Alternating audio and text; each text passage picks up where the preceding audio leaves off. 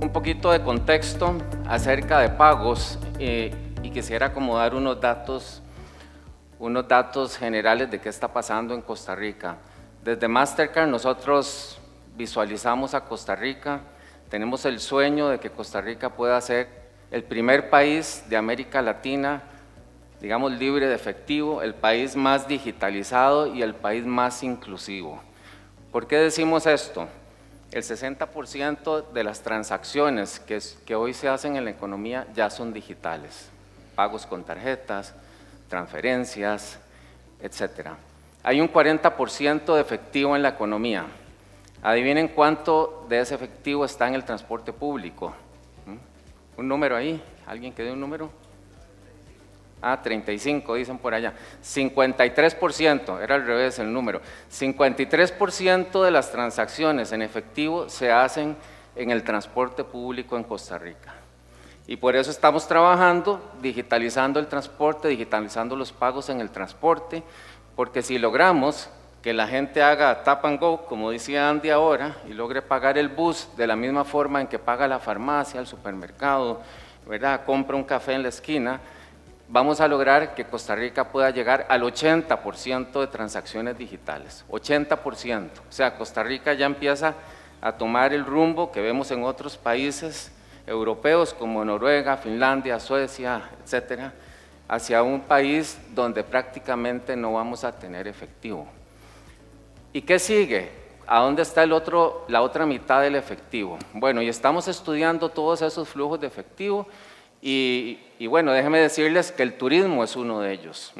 El turista cuando viene a Costa Rica, que es una actividad muy relevante para la economía, el turista está viniendo y una parte de sus compras, una parte importante, la hace en efectivo o va al cajero y hace un retiro en efectivo. ¿Cómo van a pagar estos turistas en los recargadores eléctricos? Para hablar ahora un poquito más del tema de fondo. Estamos acostumbrados ya a pagar sin contacto. 81% de las transacciones en Costa Rica hoy se hacen con pagos sin contacto. Estamos acostumbrados a ir a todo lado a pagar sin contacto. Entonces, bueno, conversemos un poquito con nuestras distinguidas panelistas y panelistas sobre estos retos que tenemos. Doña Laura, mucho gusto saludarla. Igualmente. Doña Evelyn también y Andy, por supuesto. Bienvenido a Costa Rica. Doña Laura, coméntenos un poquito cómo el BAC está integrando soluciones de financiamiento para compra de vehículos eléctricos, con la instalación de los cargadores y con todas las iniciativas que el BAC está impulsando. ¿Qué estrategias está utilizando el BAC para incentivar a los clientes a utilizar la movilidad eléctrica? Claro, muchas gracias. Gracias por la oportunidad. Definitivamente, y creo que a lo largo de toda la mañana hemos visto una serie de datos preocupantes de afectación de medio ambiente y pues para BAC, desde la definición de su estrategia, no han sido ajenos y nos hemos preocupado muchísimo desde la estrategia cómo integramos todo esto en nuestros negocios sostenibles, muy enfocados en la parte de dimensión ambiental y sobre todo buscando cómo abarcar a las personas físicas y a las empresas, que son nuestros segmentos principales de clientes.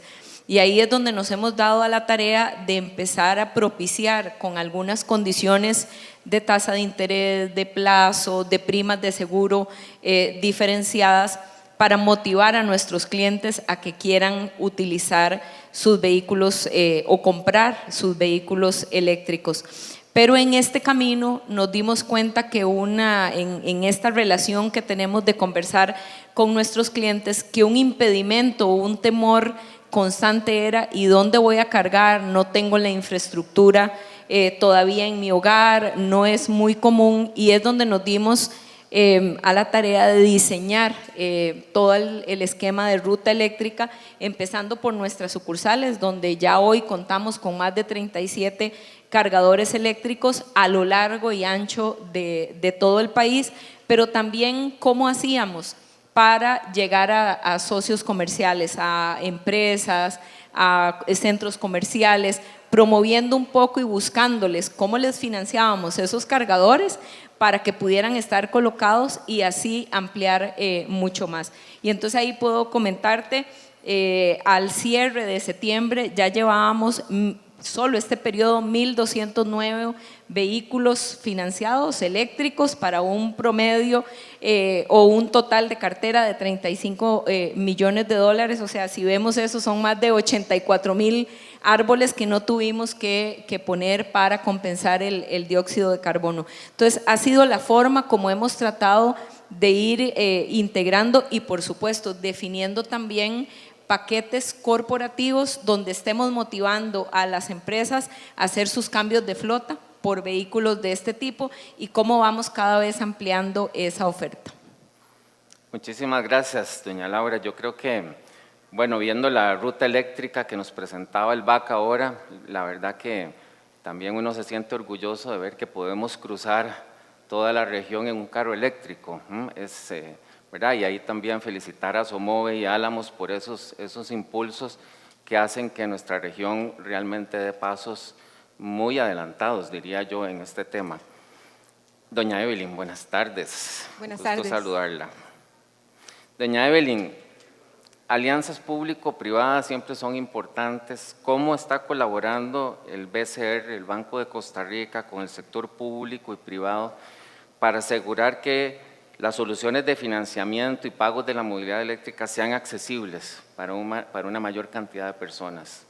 Bueno, buenas tardes. Sin duda, y como banco público tenemos el compromiso y el objetivo estratégico de seguir impulsando el desarrollo sostenible del país. Efectivamente, aparte de dar todos esos incentivos financieros en términos de financiamiento de vehículos, en tasa, comisiones, inclusive eventualmente hasta periodos de gracia cuando implica sustituciones parciales o totales de flota. Pero poder complementar esto dentro de un ecosistema que es importante y dentro de un modelo de negocio que el banco viene desarrollando casualmente para impulsar la descarbonización de la economía, resulta también muy importante el eje estratégico que tiene que ver con la generación de energías limpias, y esto en la parte pública casualmente.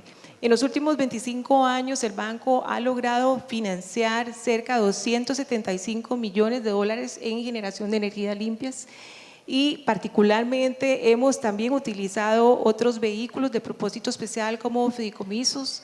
Tenemos, por ejemplo, el ejemplo de Toro 3, donde los fideicomitentes son el ICE y JASEC.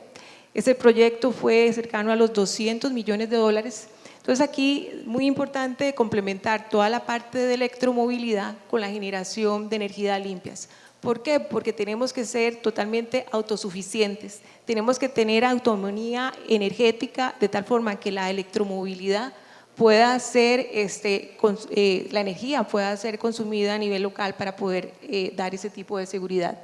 Y efectivamente, aparte de condiciones financieras, este tipo de alianzas y particularmente con Asomove, en los últimos 3 años hemos llevado a cabo en conjunto ferias y talleres ciudadanos, porque también es importante generar confianza en el uso de estas tecnologías.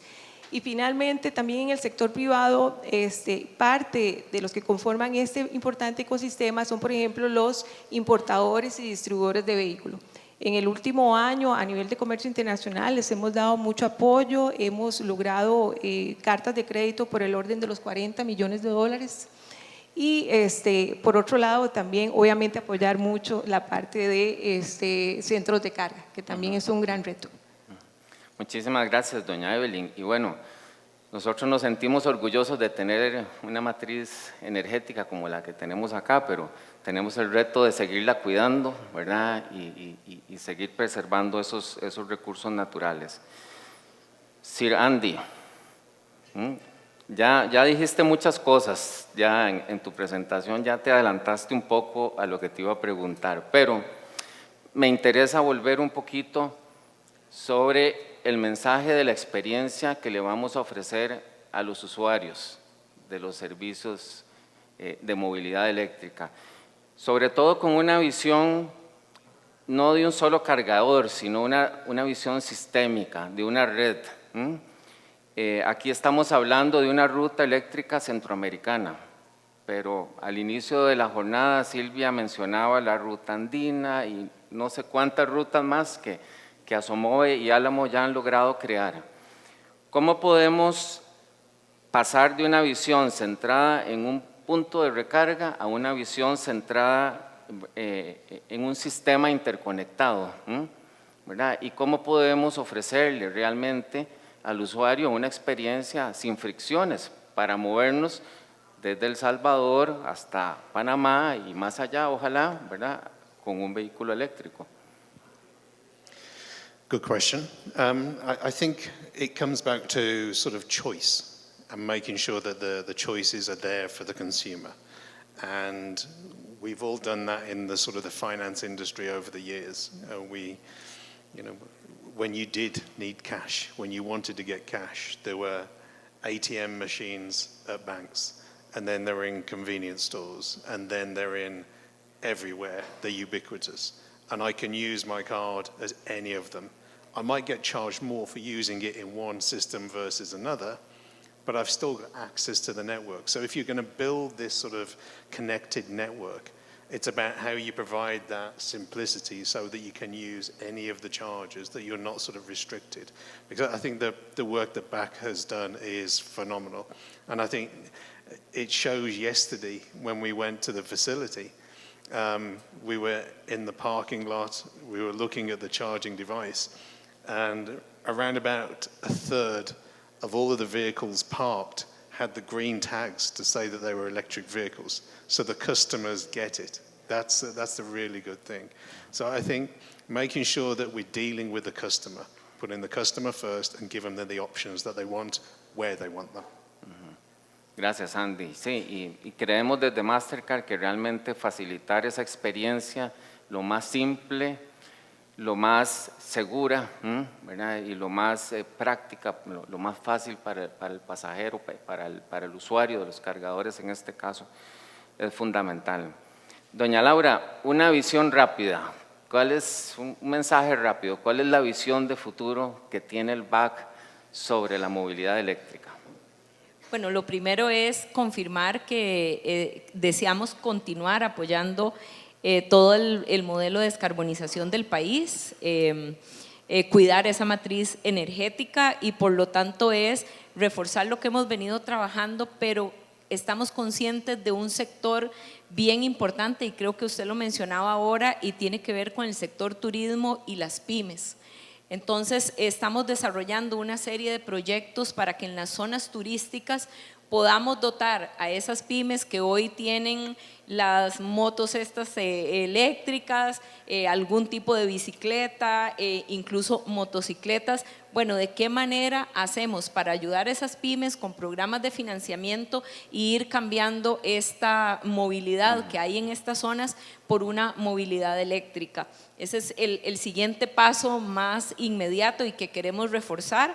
Y el otro importante es cómo seguimos ampliando el alcance nuestro en acompañar a las empresas en las mediciones de su huella, pero más importante en las soluciones, porque estamos convencidos que nosotros solos podemos hacer algo, pero sumando cada vez más podemos hacer muchísimo más por este país y por el ambiente y sobre todo por el bienestar de las personas, que es al final yo creo lo que a todos nos interesa, y heredar un país ambientalmente lo mejor posible. Entonces, en conclusión, vamos con pymes y con sector empresarial y corporativo, porque creemos que en personas hoy todo lo que ha hecho Asomove, todo lo que ha hecho Almos, todo lo que estamos haciendo, este tipo de foros, hay una gran conciencia, pero hay muchas huellas en la parte de la operación de las empresas que debemos de gestionar y acompañar.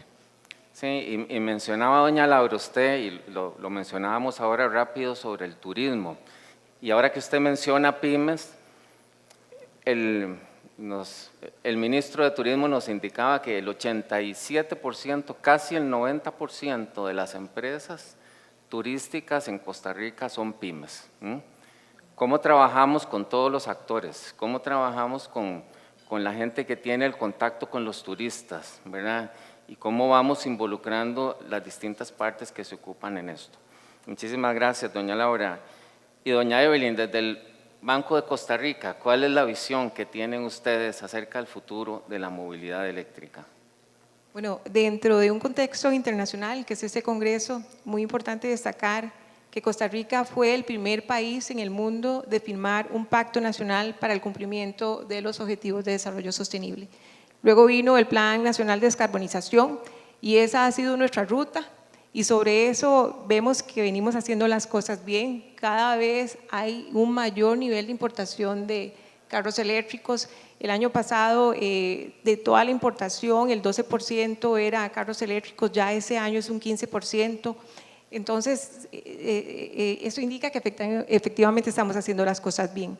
Un gran reto para el país es poder lograr la electromovilidad en el transporte público. Y bueno, y sobre eso estamos trabajando también. Entonces, este es un servicio esencial que desde el punto de vista social y ambiental tenemos que sacar la tarea juntos definitivamente. Y en complemento, para ir cerrando también, el poder converger la generación de energías limpias con electromovilidad nos asegura finalmente, casualmente, el cumplimiento de los objetivos de desarrollo sostenible. Muchísimas gracias, doña Evelyn. Y bueno, habiendo tenido como un paso por la actividad regulatoria en la autoridad reguladora, también yo quisiera mencionar que hoy se ha discutido mucho sobre la política pública, sobre la necesidad, siempre va a haber una necesidad, ¿verdad?, de impulsar alguna reforma, una política, pero tiene que estar acompañado de acciones concretas, de proyectos concretos, de resultados, de que las cosas se muevan. Yo creo que Asomove y Álamos, y bueno, y todos los que están aquí participando, todos los fiebres de los vehículos eléctricos están demostrando en Costa Rica y en general en América Latina cómo esto puede venir a transformar la forma en que nos movemos y a contribuir con todos estos objetivos. Andy, last question, pero voy a cambiar un poquito lo que tenía pensado, porque ahora que estaba ahí en el intermedio, una distinguida periodista me hizo una pregunta que creo que es muy importante. Seguridad, la seguridad a la hora de pagar. ¿Qué tan seguro es pagar sin contacto en una estación de recarga eléctrica? Es la misma pregunta que se hacen los pasajeros del bus cuando después de pagar toda la vida en efectivo, ahora se pueden subir a un bus y hacer un tap and go en el bus. Pero la pregunta es eso seguro? ¿Cómo podemos educar a la gente? Hay un reto de educación. ¿Cuál es el mensaje tuyo, Andy, sobre ese tema? You give me 1 minute 50 seconds for a 1 hour answer. So, it's completely safe. And I think one of the key objectives here is education, as you mentioned. We all work tirelessly to manage risk, to manage security, and we do it day in, day out. The only complications that we ever get is through, sometimes it's the user experience of the contactless. So if on buses, for example, if you've got a contactless reader and you just get your wallet and smash it on top of the reader might mistakenly read 1 or 2 cards. So you might get charged twice, which means you might have to make a phone call to the public transport operator. But through education in the public mobility space, it's become very evident now that you can just tap 1 card or tap your watch or tap your phone and it will make that choice for you. It's the simplicity. And when you introduce the simplicity and people know it's secure and that they know the agency on the other side and the bank is looking out for you and maintaining that level of security, confidence will grow and utilization of open loop and contactless will accelerate. Muchísimas gracias, Andy, muchísimas gracias, doña Laura, doña Evelyn. Sigamos construyendo juntos, yo creo que esa es la conclusión, sigamos innovando y sigamos también adoptando las mejores prácticas internacionales. Al final del día, quien impone el uso de la tecnología no somos nosotros, son los usuarios del servicio los que la terminan imponiendo. Muchísimas gracias.